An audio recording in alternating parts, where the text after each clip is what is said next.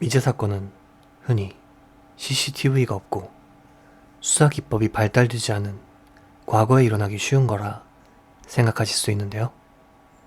이번에 소개해드릴 사건은 고작 1년 전에 일어난 미제 사건입니다. 2021년 5월 24일 쿠마모토현 쿠마모토시. 아침 6시 15분경 A씨의 남편은 평소 낚시를 좋아했기에 낚시를 갔다 오는 날은 아내를 깨우지 않기 위해 각방을 썼다고 하네요. 아침 일찍 일어난 A씨는 남편 방의 문을 조심스레 열었습니다. 그런데 그녀의 눈에 들어온 것은 손발이 결박된 채 쓰러져 있는 남편의 모습이었습니다.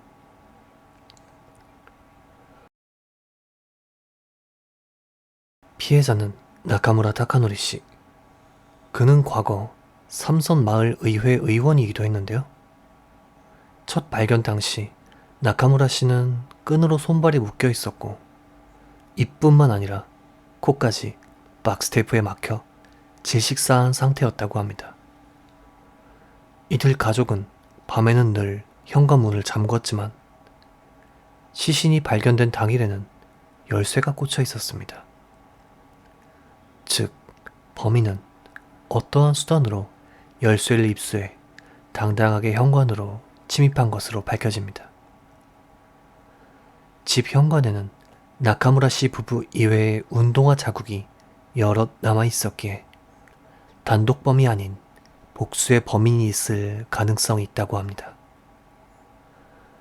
나카무라 씨의 지갑과 휴대전화는 그대로 남겨져 있었는데 지갑의 내용물은 동전만 남아 있었습니다.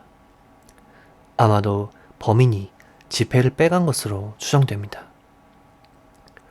이외에도 서랍 등을 뒤진 흔적이 있었으며 다이얼식 금고가 도난당했는데요.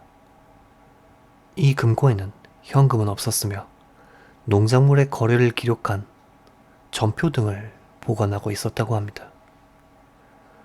시신의 목에는 압박흔이 보였지만 다른 외상은 전혀 확인되지 않았습니다. 그렇기에 범인에게 확정적인 살해가 없었다는 견해도 있지만 범행 목적이나 나카무라 씨의 관계는 지금도 수수께끼입니다.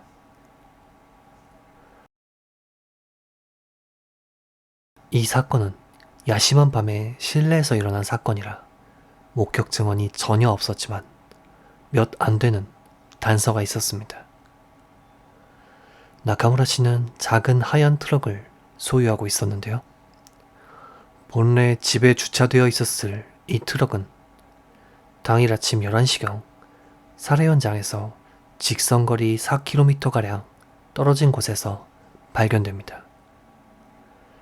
차에서 지문은 발견되지 않았으며 열쇠도 꽂힌 상태였기에 범인이 도주하는 데 사용한 것으로 보입니다.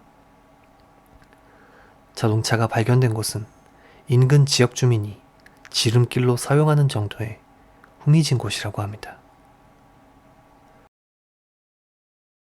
현대가 되어 수사 기법이 발달하고 CCTV나 드라이브 레코더가 보편화되었지만 여전히 이런 미제 사건이 일어나는 것을 보면 어디나 사각지대는 있는 것 같습니다.